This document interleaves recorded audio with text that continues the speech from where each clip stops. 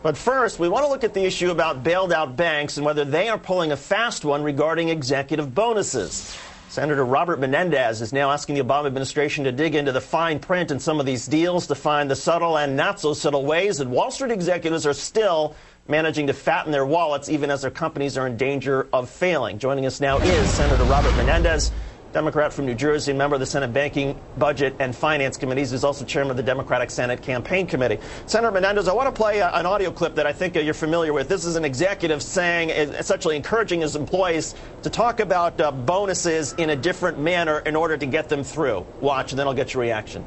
There will be a retention award.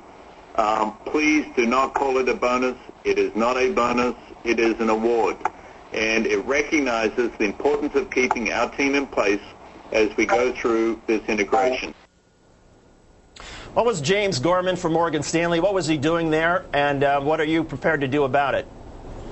Well, this is exactly one of many examples that I cited to the Secretary of the Treasury in a letter that I sent to him and said, look, whether it's a retention award or whether it's an incentive award, or whether we're going to defer the bonuses for those entities that receive federal funds under the program to help them be stable and be able to move forward, it's simply not acceptable. And so circumventing the will of the Congress and clearly the understanding of the agreements they signed in order to receive that money is just simply not acceptable. We want the Treasury Secretary to go after it.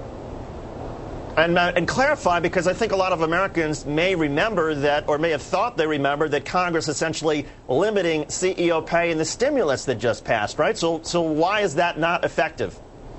Well, no, it is. It should be effective, certainly on CEO compensation.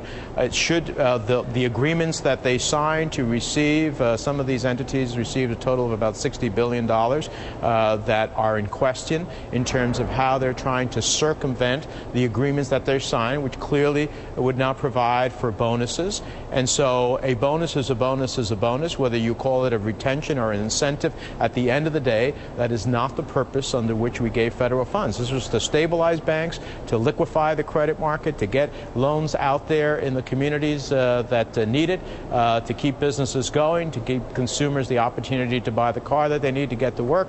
And so this is why my letter to the Secretary of the Treasury is such that, you know, we just can't, we've got to send a very clear message here. We want to help the financial institutions because ultimately it's about helping the country. But they've got to change the culture under which they operate.